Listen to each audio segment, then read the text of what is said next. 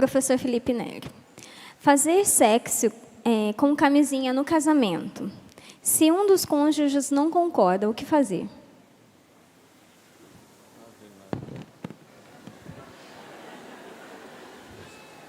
É a última pergunta para a gente fechar. Olha, Se permite uma ajuda. eu aceito, os universitários. Eu tenho Antônio Roio Marim, maravilha. não é? No seu manual de moral para leigos, para seglares. Bom, a primeira coisa nessa situação é o diálogo, não é? Ou seja, primeiro é importante que o casal dialogue. Mas, se uma das pessoas, geralmente aqui no caso, o homem, não é? Insiste nesse tipo de atitude, a mulher deveria responder como ela responderia a uma pessoa que está lhe pedindo algo injusto. Ou seja, negar. É necessário negar. Por quê? Porque o marido não tem direito àquilo. Ou seja, existe o direito conjugal. E é interessante a gente notar que isso que nós estamos dizendo aqui é uma coisa que a sociedade, às vezes hipocritamente, reage com 2 pesos e 2 medidas.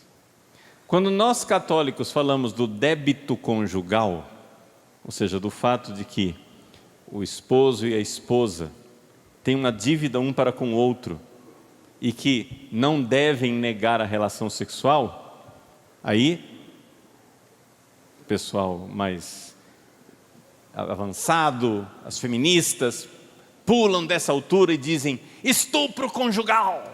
Imagina, se a mulher não quer. Ninguém está falando em estuprar ninguém, não é? Pelo amor de Deus, é um casal, haja harmonia, mas que existe uma dívida, existe o débito conjugal, não é? De um para com o outro, do marido para com a mulher, isso é evidente, e para negar aquilo que é devido, é necessário que haja uma razão. Então, para negar, qual é a razão? Não estamos no período fecundo, e eu não posso engravidar agora, porque eu acabei de passar por uma cirurgia, e isso vai ser muito sério, muito grave para a minha saúde, eu não posso engravidar de jeito nenhum, estamos no período fecundo, não dá, eu sei, eu conheço o meu corpo, diz a mulher, não posso. Então ela tem todo o direito de dizer, não quero. Não é devido, não é? E por quê? Porque nós temos que entender, gente, uma coisa assim, uma descoberta científica fantástica. Deixa eu partilhar ela com vocês. A descoberta científica é a seguinte: as pessoas não morrem por não fazer sexo. Sabiam disso? Não mata. Castidade não mata. As pessoas não morrem, tá? Continuam respirando, continuam saudáveis, continuam de boa. Não, padre, isso é coisa impossível, isso é uma falácia da Igreja Católica. Não, acontece o seguinte: para viver como você vive, aí também não dá. Se você quer olhar para todas as mulheres como se fossem objeto de seu prazer, se você quer assistir tudo, ver tudo, apalpar tudo, vivenciar tudo, e depois diz, mas agora eu não quero sexo, também você está brincando com a minha cara, né? Você se joga no fogo e não quer queimar. Existe sim uma forma de viver a castidade, chama-se pureza. As pessoas ficam se perguntando, como que os padres vivem sem sexo? Bom, se é para viver como você vive, seria impossível mesmo. Você passa o dia no Instagram vendo pessoas e pensando sexualmente naquelas pessoas, mesmo que estejam vestidas. Você fica olhando para as pessoas com um olhar sexual o tempo todo, ativando o seu cérebro. Gente, O beabá, a primeira lição de castidade e celibato que a gente dá é o seguinte: o principal órgão sexual que você tem é o cérebro. Não altere o seu cérebro. Agora você fica alterando o seu cérebro o dia inteiro, olhando todas as mulheres da rua, etc e tal, você chega em casa alterado. Evidente que você precisa concluir o que você iniciou. Você precisa de sexo. E você sente que você está sendo agredido se você não tiver sexo. Mas é a sua vida quem está agredindo você, não é sua esposa. É o seu tipo de vida. Você que está se jogando no fogo. Viva a pureza. Veja, eu digo isso para os homens porque geralmente, não é, quando a gente fala dessa coisa, já que a pergunta é sobre camisinha, quem quer forçar uma relação com camisinha, geralmente é o homem, não é? Mas por quê? Porque ele precisa, ele acha que ele tem aquela necessidade. Você não tem essa necessidade. Primeiro, se convença disso. Viva a pureza. Dê à sua esposa o tipo de fidelidade que você espera dela. O que é que você, homem, diria? O que é que você, homem, diria se a sua esposa olhasse para o corpo de outro homem fazendo fantasias sexuais? Ele está vestido ali, mas ela fica fazendo fantasias sexuais olhando para o corpo de outro homem. Você não se sentiria ofendido? A maior parte dos homens responde: claro, padre, que é isso? Para, que brincadeira é essa? Até dói só de pensar nisso. Pois é, então dê à sua esposa a fidelidade que você espera dela. Dê à sua esposa a fidelidade que você espera dela. Você espera que a sua esposa, quando ela olha para um outro homem e vê que é um homem bonito e sente um certo movimento de atração sexuado, você espera que ela faça o quê? Que ela desvie imediatamente, que ela reaja, né? Por quê? Você espera que a sua mulher reaja como se você estivesse vendo todos os pensamentos dela. Então faça o mesmo. Para de ficar alterando o seu cérebro o dia inteiro. As pessoas ficam alterando o cérebro o dia inteiro em movimentos na direção do sexo e depois reclamam que não conseguem viver sem sexo. Gente, não dá.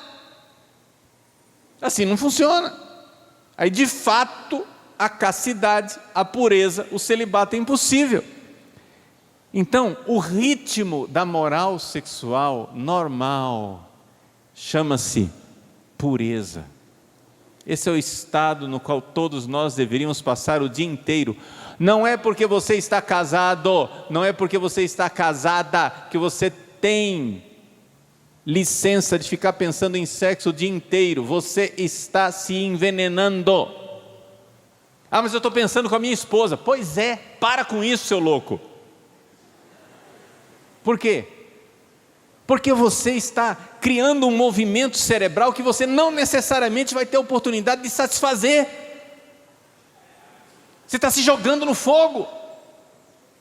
Daí nascem os adultérios, daí nasce a pornografia, daí nasce a masturbação.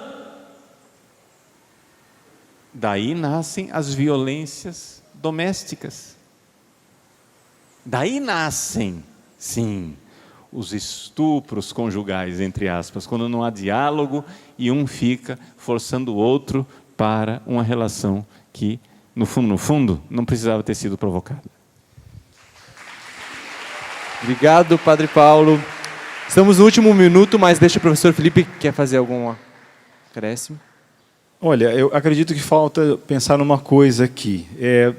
Tenho visto, viajando, em contato com muitos casais, sofrimentos no relacionamento, muitas mulheres reclamando, que às vezes tem perguntas em muitos lugares que a gente vai, situações parecidas com essa. Então, o que me ocorre falar disso, né? Me ocorre pelo seguinte, porque aconteceu na minha própria vida, ou seja, um sacerdote no meu namoro chegou e orientou o namoro, o noivado, até o casamento, ou seja, ele foi auxiliando que a gente soubesse o que era o casamento. Então, por que eu digo isso? Quem ainda não casou, acho que é o que só... A única coisa que eu complementaria aqui, porque o resto é específico para quem está passando por essa situação. É quem não casou ainda, olha, tem gente assim, olha, nossa, encontrei a pessoa da minha vida, 2 meses depois casou, né? 3 meses. Aí depois, 4 meses depois separou, né?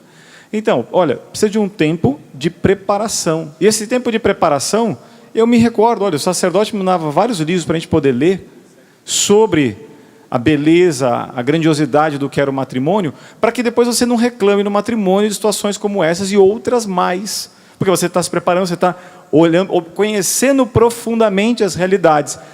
A coisa mais simples para poder ver com quem você está casando. Você está casando com um egoísta. Uma das perguntas que o padre mesmo me fazia para que eu fizesse para ela e ela fizesse para mim era: você quer ter filhos? Quantos filhos você quer ter? Só para saber se a pessoa queria. Porque se ela falasse, não, se ela não quer ter filhos ou você não quer ter filhos, olha, não dá para casar, né? Então era uma pergunta básica. Isso a gente já sabia que ter filhos a gente queria ter, mas também tinha que ver nível de egoísmo. Eu me lembro de ir no mercado fazer uma compra, né, namorado, e peguei o carrinho, né, saí pegando para levar. Depois, minha namorada, hoje minha esposa, eu lembro que ela mesmo falou assim: que bom que você pegou o carrinho, eu já estava observando se você ia esperar que eu pegasse. Eu olhei, nossa, era um teste? Não estava, ficar mais atento, né? Estou dizendo isso por quê? Porque às vezes a mulher não está olhando, que beleza que ele é, que maravilha que ele é. E às vezes o fulano é um idiota, né? Aí depois você casou com ele, parabéns. Aí vai ter que levar sua cruz, vai ter que se santificar, vai ter que ajudar ele a virar gente, entendeu? Então, aí fala assim: não, ele bebia um pouquinho. Depois ele espanca, né, como alcoólatra e tal. Mas que eu ia mudá-lo. Olha, quem muda é você que muda, tá? Você reza por ele e tudo mais, mas é a pessoa que vai mudar. Então, para não tomar sustos do casamento para quem ainda não casou, conheça antes. Papa João Paulo I, numa carta a um casal, ele mesmo fala: mulher, guarde a si mesmo. Quem fizer isso, você está se preparando para o matrimônio. E você vai ver se ele fica toda hora tentando negociar. Se ele fizer antes isso e você acabar cedendo, provavelmente depois podem ter outras infidelidades. Ele conseguiu ser fiel. Ele conseguiu primeiro fazer um sacrifício. Qual era o primeiro sacrifício? Porque todo sacrifício é filho de uma outra virtude, que se chama obediência, diria a Beata Conchita. Toda mortificação tem uma mãe, que é a obediência. Obediência aos mandamentos da lei de Deus, a Deus sobre todas as coisas. Então, por isso, no casamento só vejo isso: preparar-se no namoro, no noivado, em vistas da eternidade. Uma salva de palmas, gente.